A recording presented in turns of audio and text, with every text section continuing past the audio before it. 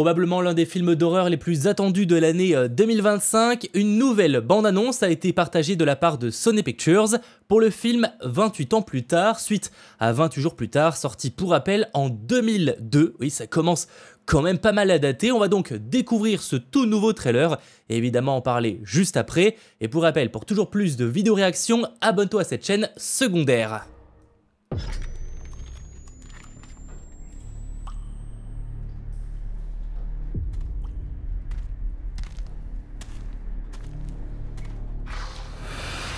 Oh, ça va mal finir pour eux.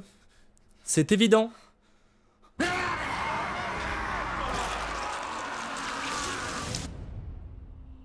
En tout cas, ça a mal fini pour lui. Ça, c'est sûr.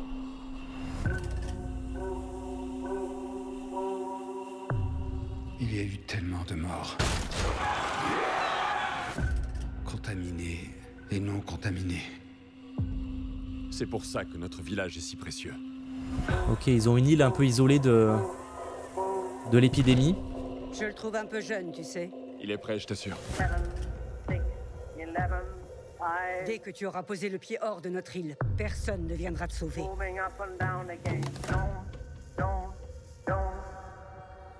De nouveau réalisé par Danny Boyle.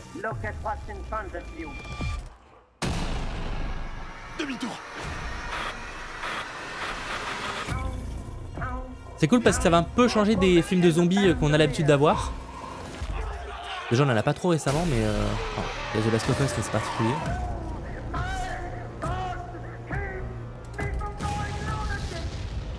Il y a bien des façons de mourir. Certaines sont préférables à d'autres.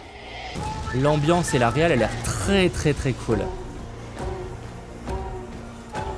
Et on a un beau casting en plus.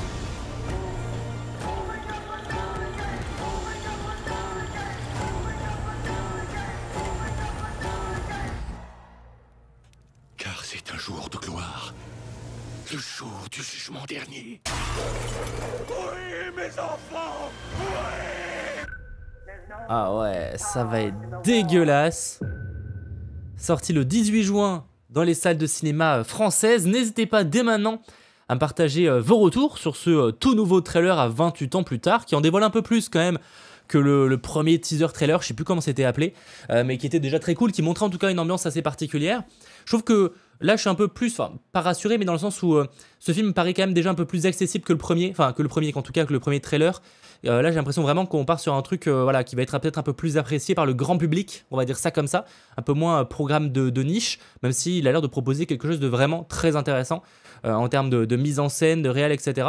Avec du coup cette île isolée visiblement, qui leur a permis jusqu'à présent de survivre à cette épidémie, à ces genres de zombies.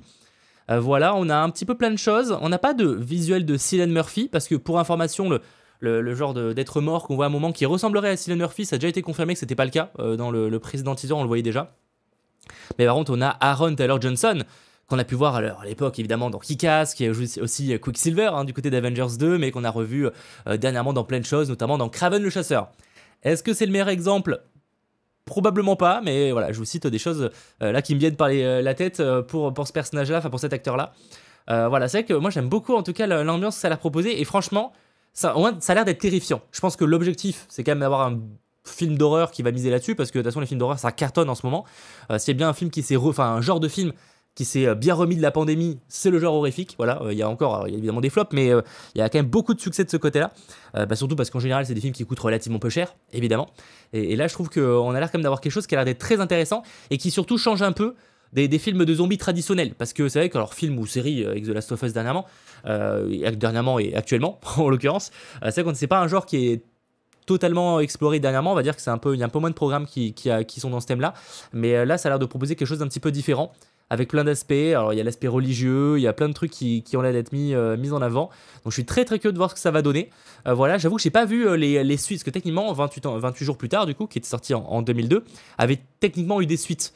Mais ça je les ai pas vus, donc je sais pas du tout ce que ça vaut. Je crois que c'est pas exceptionnel.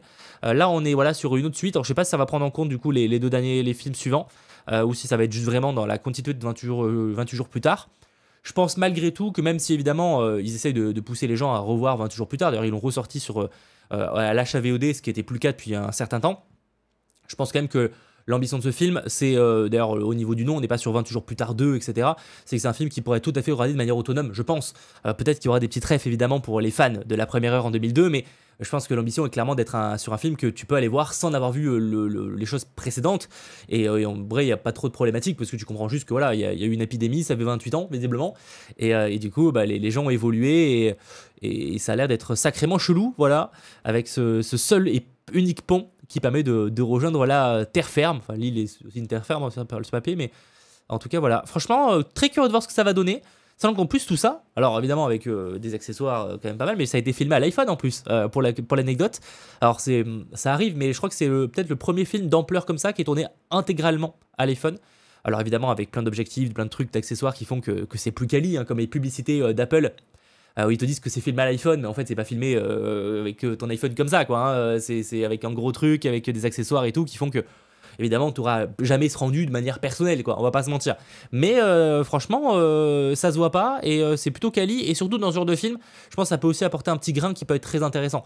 Voilà, qu'on n'aurait pas forcément du coup avec une grosse caméra IMAX, etc. Et c'est aussi pas le même budget. Enfin bon, il y a plein d'éléments qui rentrent en jeu. Mais en tout cas, ça promet plein de scènes qui s'annoncent terrifiantes. Sachant qu'en plus on a un très très beau casting avec Ralph Fiennes, avec Aaron Taylor Johnson, enfin j'en oublie évidemment bien d'autres, donc ça va être très très cool, et toujours pas Cillian Murphy, ou alors je l'ai pas capté, donc voilà, mais il faudra que je me refasse 28 jours plus tard, et si ça vous intéresse, à l'approche de la sortie du film, on fera un petit récap de 28 jours plus tard, et peut-être aussi des spin-offs sortis, enfin des spin-offs, des films sortis de manière après, ça peut être intéressant. En tout cas j'espère que cette petite vidéo réaction vous aura plu, si c'est le cas, eh bien n'hésitez pas à lâcher un petit pouce vers le haut, à vous abonner à cette chaîne secondaire, et évidemment à la chaîne principale, la chaîne du geek Mathéo, et on se retrouve très vite. Ciao tout le monde.